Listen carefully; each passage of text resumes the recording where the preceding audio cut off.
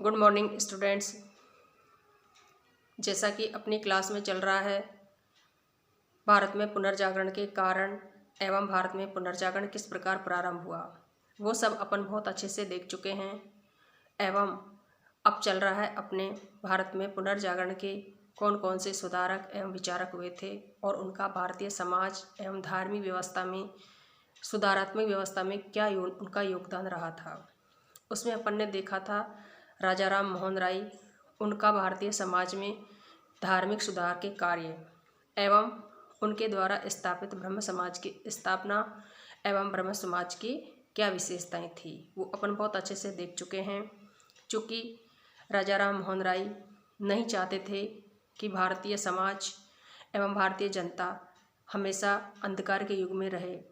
उन्होंने अपने देश में सुधार करने के लिए बहुत अधिक सामाजिक एवं धार्मिक सुधार के कार्य किए थे, जिसमें उन्होंने भारतीय जनता को अंधकार के युग से निकाल करके प्रकाश के युग में प्रवेश करवाया। इसलिए उन्होंने सामाजिक व्यवस्था, धार्मिक व्यवस्था में भी काफ़ी सुधार किए। धार्मिक क्षेत्र में वो एक ईश्वरवाद पर विश्वास करते थे, वो अपन बहुत विस्तृत रूप में देख चुके हैं और अपन ने ब्रह्म समाज की विशेषताएं भी देखी है। आज की क्लास में अपन देखते हैं कि राजा राम मोहन राय का भारतीय समाज में क्या योगदान था। चूँकि उस समय जब भारत में पुनर्जागरण की शुरुआत हुई थी, भारतीय समाज में कितनी सारी बुराइयां व्याप्त थी, जैसे कि कन्यावध, सती प्रथा आदि बुराइयां, जिन सबको अपन काफ़ी अच्छे से देखेंगे। इसके लिए भारतीय समाज के लिए राजा राम मोहन राय ने क्या किया वो अपन देखते हैं। राजा राम मोहन राय ने धर्म एवं समाज के लिए एक साथ कार्य प्रारंभ किया था, क्योंकि उन्होंने अनुभव किया कि हिंदुओं के राजनीतिक ह्रास का या पतन का कारण जो प्रमुख रूप से है उनका धार्मिक एवं सामाजिक पतन होना है। इसी कारण उन्होंने सामाजिक सुधार के लिए भी एक शक्तिशाली अभियान चलाया था और उसके लिए उन्होंने निम्नलिखित सुधार के कार्य किए थे। सबसे पहले अपन देखते हैं सती प्रथा को उन्होंने समाप्त किया, यानी सती प्रथा को समाप्त करना। थोड़ा अपन देखते हैं कि सती प्रथा क्या होती थी। जिस समय भारतीय समाज एक तरह से पूर्ण रूप से अंधकार के युग से गुजर रहा था, उस समय भारतीय समाज में सती प्रथा बहुत अधिक रूप से व्याप्त थी।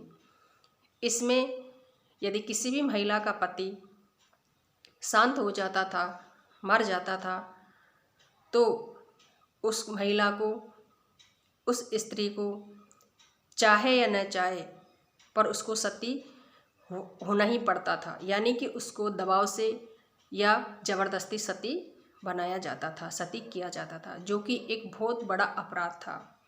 इस अपराध को या इस एक सामाजिक बुराई को समाप्त करने के लिए राजा राम मोहन राय ने कितने कदम उठाए अपन देखते हैं। सती प्रथा का उस समय पूरे भारत में प्रचलन था, विशेष करके बंगाल में यह बहुत अधिक व्यापक रूप से प्रचलित थी।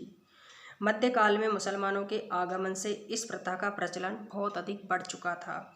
मुसलमानों से अपना सतीत्व बचाने की दृष्टि से हिंदुओं द्वारा विधवा स्त्रियों को उनके मृत पति के साथ अग्नि में जलाने को बाध्य किया जाता था। स्त्री को सती होने के लिए बाध्य करने का तरीका बड़ा ही निर्दयी एवं निष्ठुर होता था। राजा राम मोहन राय ने इसके विरुद्ध खुलेआम आवाज़ उठाई और प्रथम स्तर पर उन्होंने 1814 ईस्वी सन में आत्मीय सभा का गठन करवाया। आत्मीय सभा के सदस्यों को हिदायत दी गई थी कि वे सती होने वाली स्त्री को सती होने से यथाशक्ति बचाने का प्रयास करें। यानी कि जो आत्मीय सभा थी उसकी स्थापना राजा राम मोहन राय ने 1814 ईस्वी सन में की थी।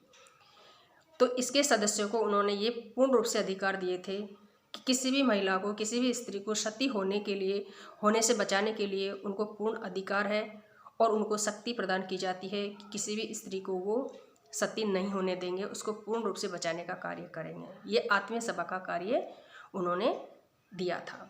इसी में आगे देखते हैं, राजा राम मोहन राय ने इस दूषित प्रथा को रोकने के लिए 2 पुस्तकें भी लिखी थी, जिसमें नंबर 1 है फर्स्ट कॉन्फ्रेंस ऑन सती तथा दूसरी है सेकंड कॉन्फ्रेंस ऑन सती। इन प्रयासों के बाद भी सती प्रथा चलती रही। भारत में पूर्ण रूप से सती प्रथा रुक नहीं पाई। हालांकि राजा राम मोहन राय ने कितने प्रयास किए थे, फिर आगे 1829 ईस्वी सन से 1830 ईस्वी सन तक मामला बहुत भयंकर रूप से आगे बढ़ने लगा। अंत में governor general Lord William Bentinck के सहयोग से सती प्रथा कानून बनाया गया था और इस पर नियंत्रण पाया गया। तभी से भारत में सती प्रथा समाप्त हुई थी और सती प्रथा को रोकने का प्रयास मुगल सम्राट अकबर ने भी अपने स्तर पर बहुत अच्छे से किया था। अपन देख रहे हैं सती प्रथा। सती प्रथा भारतीय समाज के लिए एक बहुत बड़ी बुराई थी, जिसमें कि किसी भी स्त्री को अपने पति के साथ जबरदस्त सती होने के लिए बाध्य किया जाता था। इसके लिए राजा राम मोहन राय ने 1814 ईस्वी सन में आत्मीय सभा का गठन किया और आत्मीय सभा के सदस्यों को कितने उसने अधिकार दिए कि वो शक्ति के आधार पर किसी भी स्त्री को सती होने से बचाने का कार्य करेंगे। लेकिन फिर भी चलती रही, तो उन्होंने आगे चल करके लॉर्ड विलियम बेंटिंक के सहयोग से 1829-30 ईस्वी सन के लगभग उन्होंने कानून पास करवाया और भारतीय समाज में सती प्रथा पर पूर्ण प्रतिबंध लगाया गया। इस प्रकार अपन कह सकते हैं कि 1829-30 ईस्वी सन में सती प्रथा को पूर्ण रूप से भारतीय समाज से उखाड़ के फेंक दिया गया था, जो कि एक बहुत बड़ी बुराई थी। आगे देखते हैं कन्यावध बंद करना। कन्यावध क्या होता था? चूँकि जब भारतीय समाज पूर्ण रूप से अंधकार के युग से गुजर रहा था, उस समय विशेष करके राजपूतों में पहली बार जब बेटी का जन्म होता था तो उसको बहुत ही बुरा माना जाता था और उसका जैसे तैसे करके वो लोग वध कर देते थे। तो इस प्रथा को उन्होंने किस प्रकार बंद किया वो अपन देखते हैं। विशेषकर राजपूतों में प्रथम बार कन्या का जन्म होना अच्छा नहीं माना जाता था, अतः उनके प्रथम संतान यदि कन्या होती थी तो गला घोंट करके उसका वध कर दिया जाता था। राजा राम मोहन राय ने इसका भी विरोध किया था और इस कुप्रथा का अंत किया एवं समाज को एक कुप्रथा से मुक्ति दिलाई थी। इस प्रकार से कन्या का वध एक तरह से बहुत बड़ी बुराई थी सामाजिक स्तर पर। जैसे देखा जाता है कि राजपूतों में कन्या का जन्म होना, पहली बार जन्म होना बहुत बुरा माना जाता था, तो उसका गला घोंट करके वो उसकी हत्या कर देते थे। लेकिन इस कुप्रथा को तो सभी लोगों में या सभी समाज में, सामाजिक लोगों में देखने को हम देख सकते हैं। तो इस एक बुराई पर भी राजा राम मोहन राय ने अपनी विजय प्राप्त की और भारतीय समाज को एक उचित मार्गदर्शन प्रदान किया।